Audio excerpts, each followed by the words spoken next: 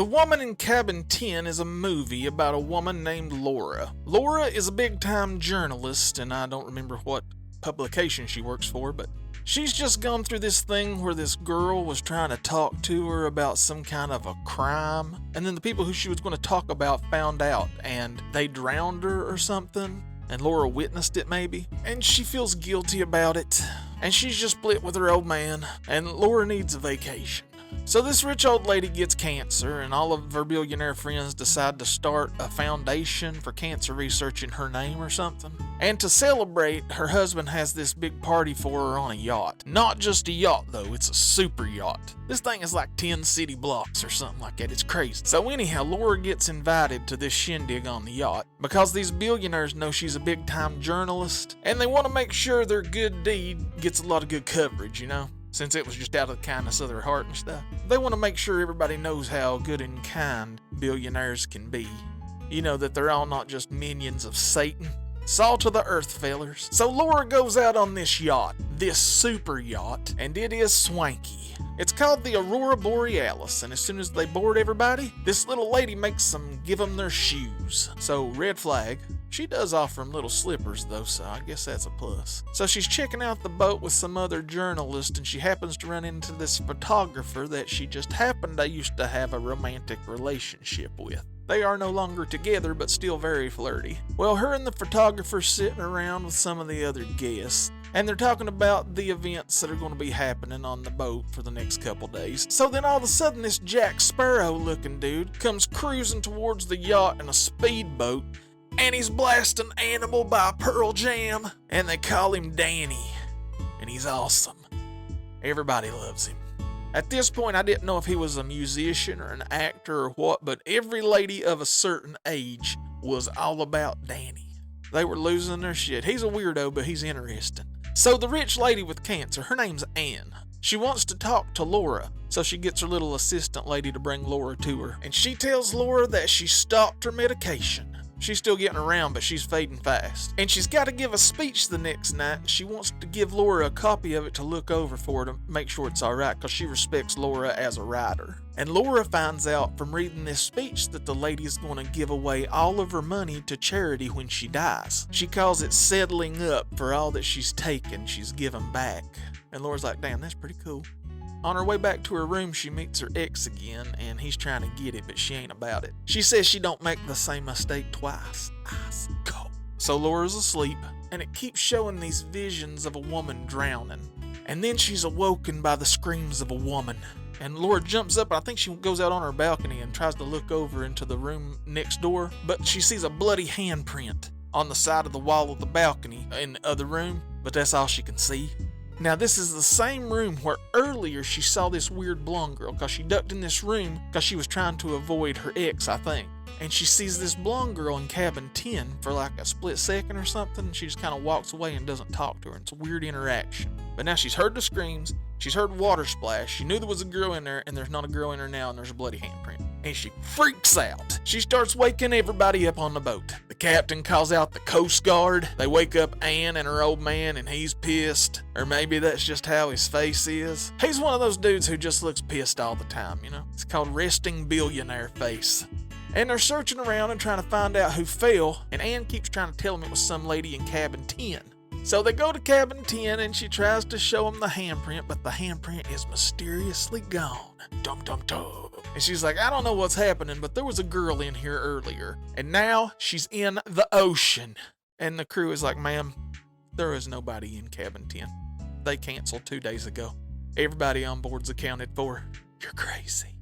And Laura's like, well, I just don't know what to tell you. I seen the bitch. She was there. Sounds like a you problem. I'd get that checked out. And then she wakes up the next morning and there ain't no internet.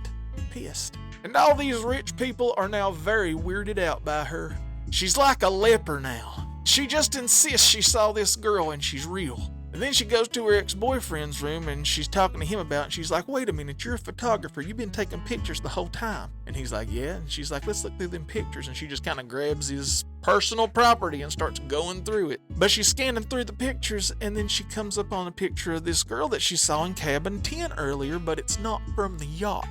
It's from another party the billionaires had, like a few weeks ago or something. And she goes and she shows it to the billionaire husband, and he's all pissy about it because he thinks she's crazy. But he says he'll get in touch with the guy who threw the party a few weeks ago and see if they can track down the girl, and asks, is that okay?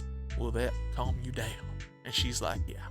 And then this weird bald dude who's being a real creep the whole time, I think he might be a doctor, he's like, you think you might be stressed out and imagining all this because you saw a lady drown a few months ago? And Laura's like, how did you know that? And of course the ex-boyfriend told all her shit to all these billionaire people because exes be talking. So the billionaire's like, listen, you're stressed out. Go to the spa on the boat because it's a super yacht and let them rub some mud on you and you'll feel all better. I do it all the time. And she's like, I guess. So she goes to the spa and the lady rubs mud on her. And when she's done, she walks by the glass doors of the sauna. And someone has written stop in the condensation on the glass.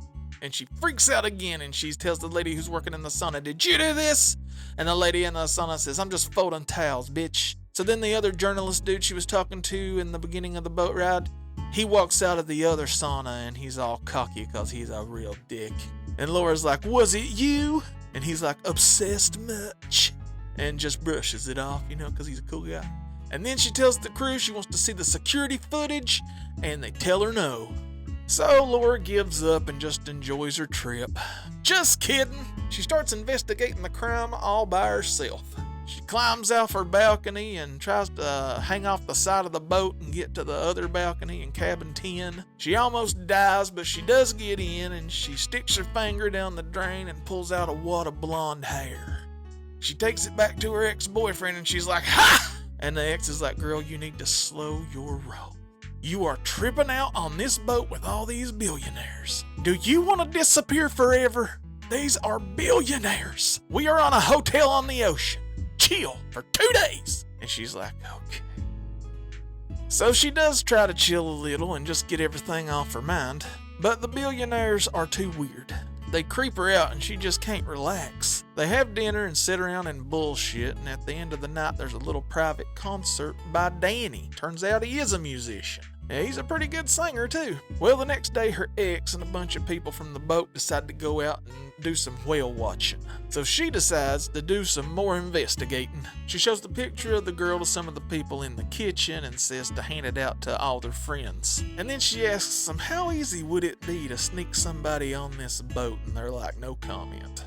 She goes back to her room pissed, but then she finds a button from somebody's shirt laying on her floor. She puts that in a Ziploc bag and then puts that Ziploc bag in her suitcase. So later she walks out on the top deck and she's looking out at the ocean, having a real moment at sea, But then some mysterious hand pushes her back.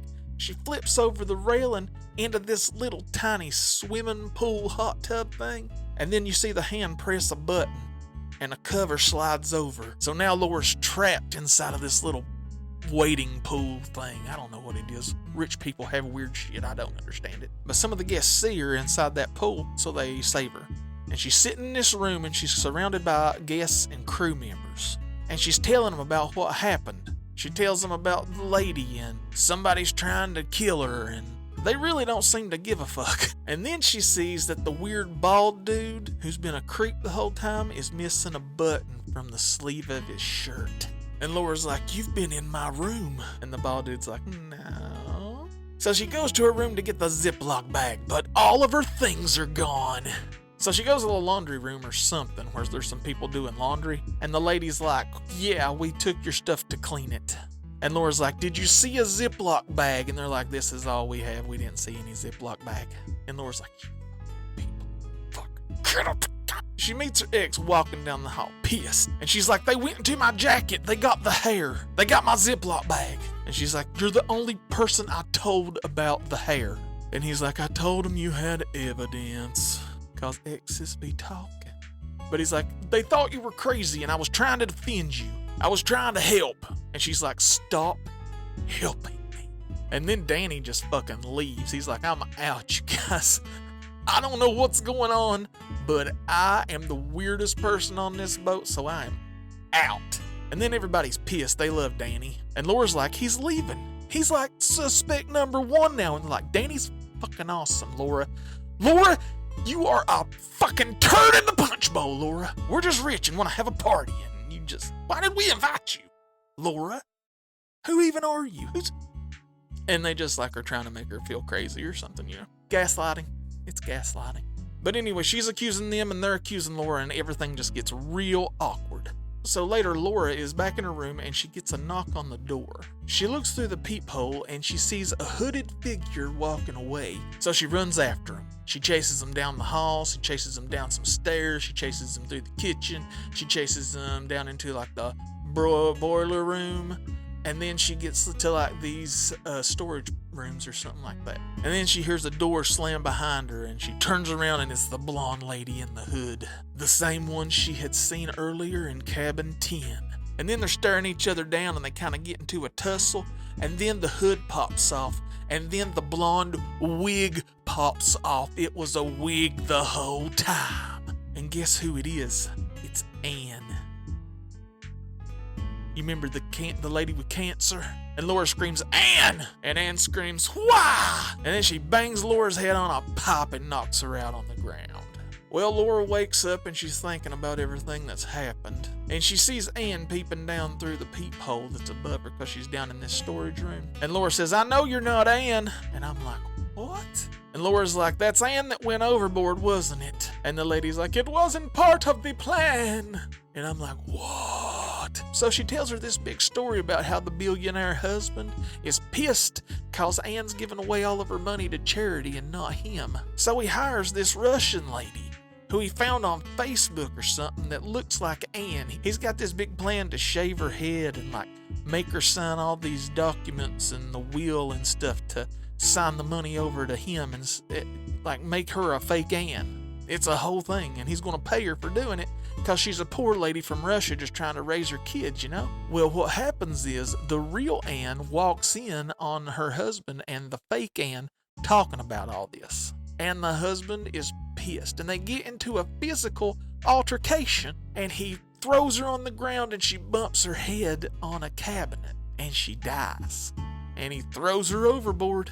Anne is hearing all this in her cabin next door. So all the stuff that she heard when she freaked out on that night, she was telling the truth. It wasn't in her imagination. She wasn't going crazy. And this Russian lady is so traumatized. She thought she was just coming to play dress up and make some money and feed her kids. And now she's in the middle of a fucking murder. And it's just a real stressful time. But these two chicks have just decided to play it cool, you know? Cause fake Anne knows she knows too much. And the billionaire is never going to let her live. Especially not after all that's happened. So the rich people are looking for Laura, and they can't find her. She's living down in the storage room, and she's creeping around the boat. She told the fake Anne to not sign the will for as long as possible, because once she signs that will, they don't need her anymore. They're having a big gala, and the rich people are so excited about the gala. It's all anybody's talking about. So as soon as the billionaire dude gets on the little speedboat to go off to the gala, she decides to go to the control room to try to contact help. But the creepy bald dude catches her. Him and some guy from the crew start chasing her through the hall, and it's a hot pursuit. And then the crew guy's holding her, and the bald guy's about to stick a syringe in her neck. But the ex-boyfriend comes out of nowhere like he always does in that hallway. And he pulls the bald dude off of her, but then the bald dude stabs him in the neck. And he's got this syringe hanging out of his throat. And Laura's like, what was it? And he's like, what was it? And the doctor won't say, and this ex-boyfriend is still trying to choke this doctor out while he's got the syringe hanging out of his neck. And the doctor's trying to choke Laura out, but then the ex spits up blood and dies on top of the bald dude. And Laura jumps off the yacht and swims to shore. She finds a little hunting cabin and she starts a fire in it and gets warm and finds her some new clothes in there that she puts on, and she's all refreshed. After she's warm and dry, she's back on the case. So Fake Ann puts him off as long as she could, but she eventually has to sign the will. And it's the night of the gala.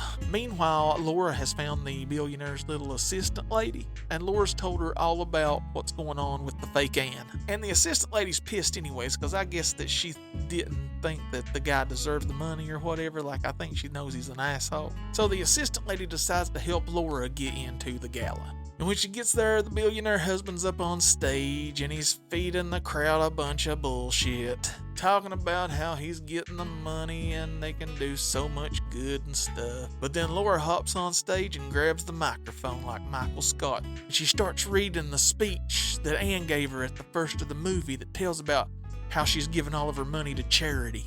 And the crowd is aghast. So the fake Ann is still there and everybody still thinks it's the real Ann. And so Laura says, "Are these your words, Ann?" And fake Ann's like, "Yep."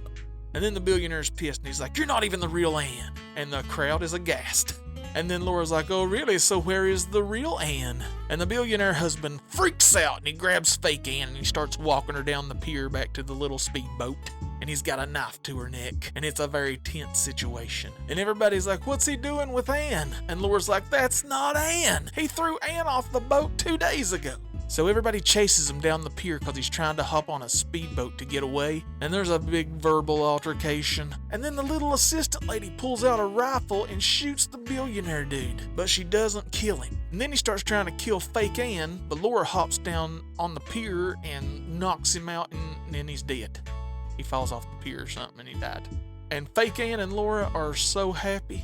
And Ann's money was the largest donation in the history of cancer research. And Laura wrote an awesome article about it because she's a journalist, you know. And fake Ann and Laura are keeping up through text messages. And fake Ann sends Laura a video message that says she's doing good and she should come visit her. And then Laura smiles and the movie goes off.